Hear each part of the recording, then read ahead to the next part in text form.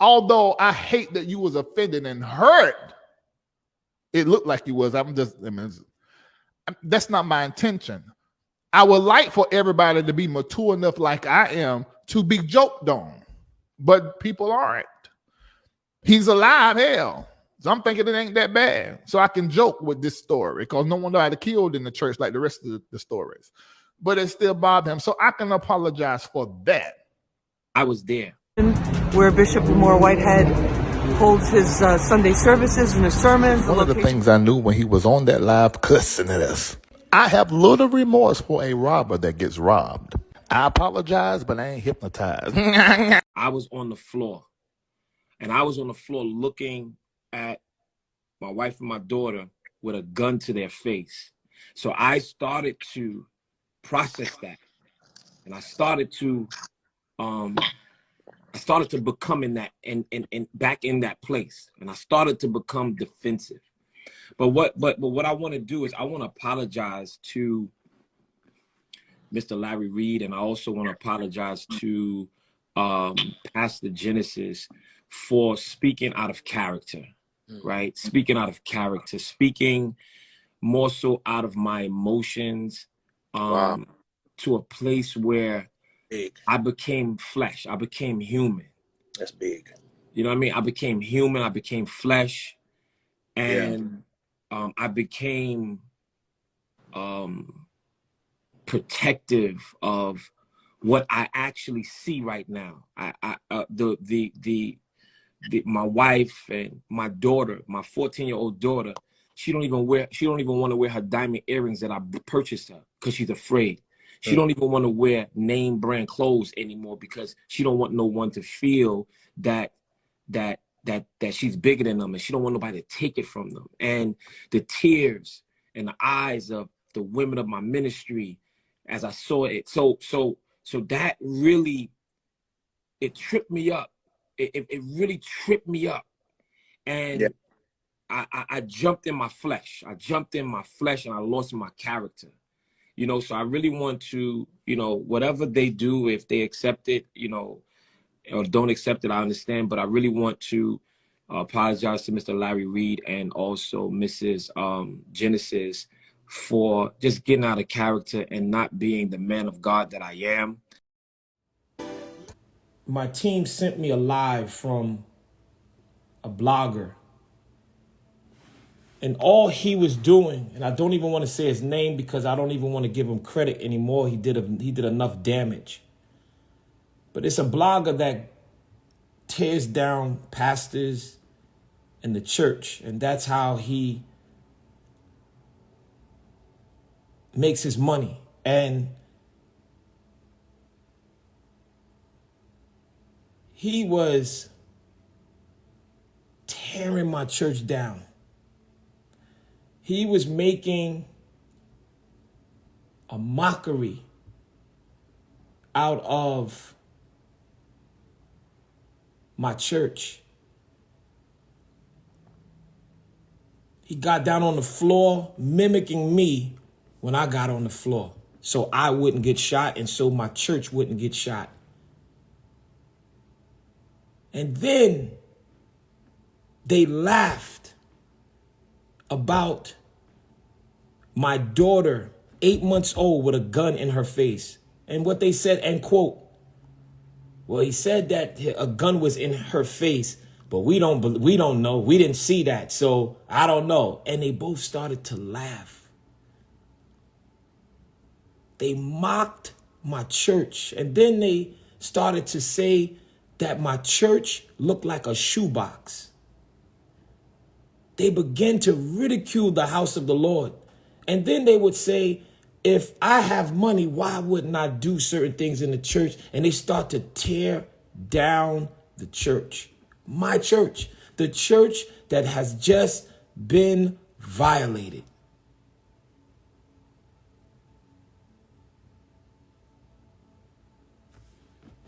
The church that just been violated.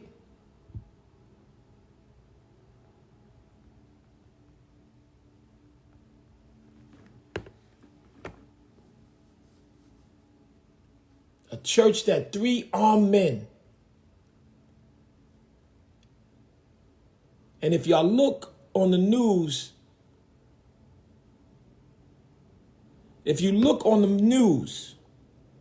you will see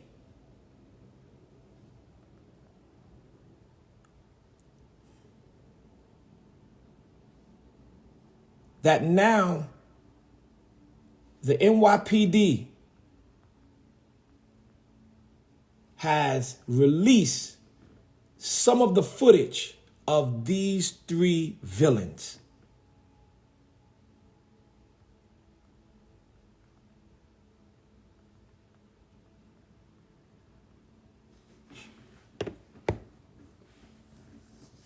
So if you look at News 12, Channel 2, 4, 7, 5, 11, you're going to see still shots of these young men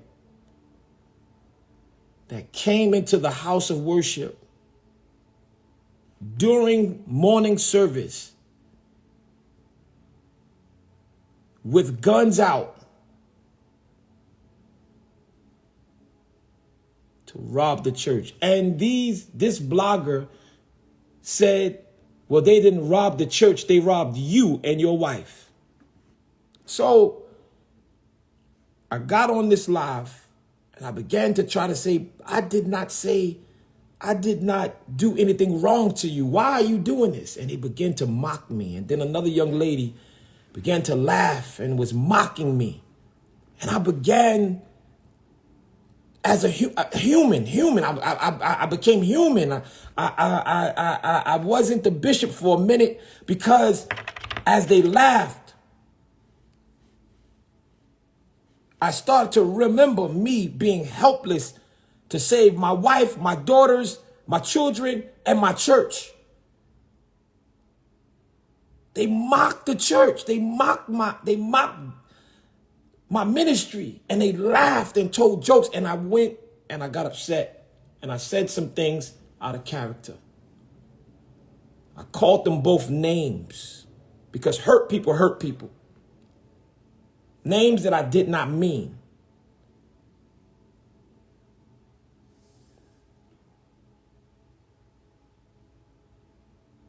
I called him a faggot, and I called the young lady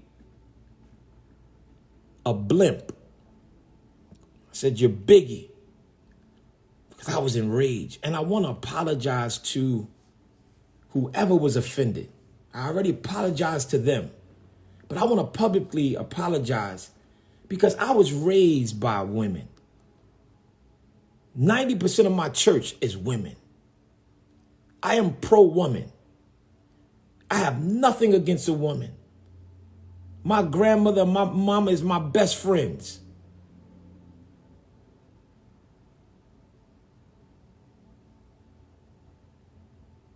And I also told them to kiss my behind. I said that. See, let me tell you something. In order for people to understand your heart, you have to let the people know the truth. But I was so hurt. I was so hurt by these pastors. They are 2 pastors, and they both have churches, laughing at my church. I was hurt. So now he's trying to flip it to make it seem like I'm homophobic and I'm against the LGBT community, which I'm not. You live whatever life you want to live. I teach the Bible. I don't hate anybody. Last year, I ran for the president to be the president of Brooklyn. I went before the LGBT community. And they was in support of me because of the plans that I had for them. For them not to be harassed and for them to be respected as people. as a culture. It's your civil right to be who you want to be. But church hurts. And to see these two pastors try to distort and destroy the pain of my church. And then now he wants to try to discredit me for what? My church was robbed. Why would you use this as a platform to hurt your brother? So I don't really care about them. I care about if I offended anyone. If I offended the LGBT community, I apologize. But I did not mean no harm. Please don't look at what they say, because I'm sure that the tabloids are going to try to mix this and spin it around. I'm ready for it, though.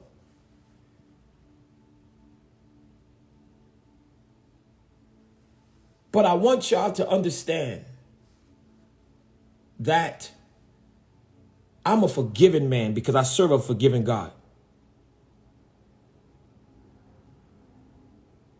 So I wanted to publicly apologize to any person that's with the LGBTQ community, or any woman that I offended with the video going around. However, I know that you will see why I was so offended.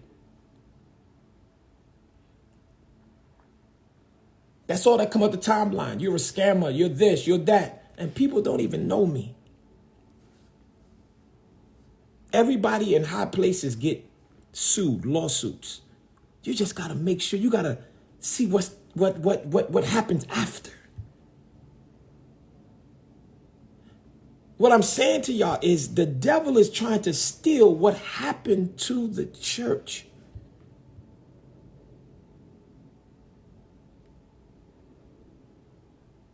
So I wanted to first do that.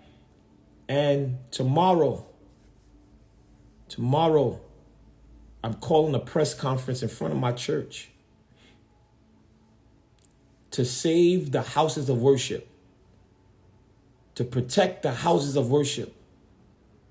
And I'm asking every pastor, every imam, every rabbi, whatever religion you serve, if you go into a house of worship, I'm asking you guys to come out and let's defend and protect our houses of worship. Because what we don't want is copycats. And the world, when I tell you the world is circulating this video, the entire world, we must put this to a stop. And I'm asking each and every pastor in New York City and around New York City to meet me in front of my church at 12 noon. I'm going to be doing a press conference. If I'm there by myself, I'm going to be there by myself. If you are a Christian, if you are a Jew, if you are a Muslim, if you are Buddhist, Hindu, whatever you are, they have violated us. Whatever you serve, wherever you serve.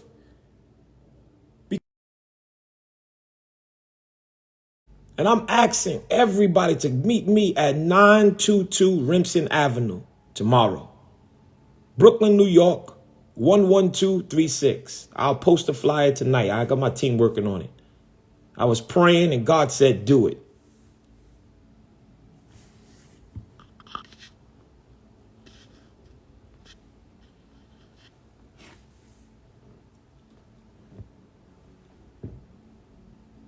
Meet me out there, y'all. Your grandmother could have been in her church and this happened. And don't say it only happened to me, because down south, they went in the church and shot up the church and killed 11 people. They're running into schools. But at the end of the day, when you run into the house of the Lord, you will be able to run anywhere. These men need to be taken off the streets. And I need every religious leader, every religious person. You don't have to be Christian at all. If you believe in your God, I ask you to come out with me and support and stand in proxy with me at 922 Ripson Avenue, Brooklyn, New York. I am calling a press conference to protect the sanctuaries.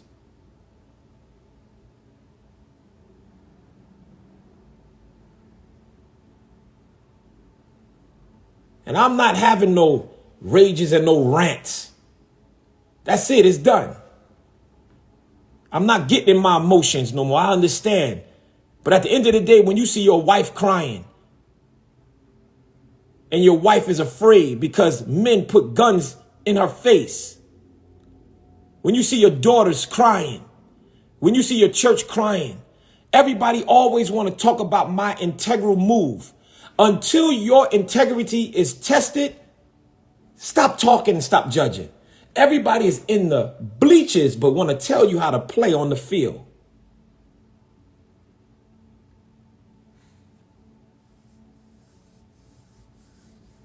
Meet me out there, y'all.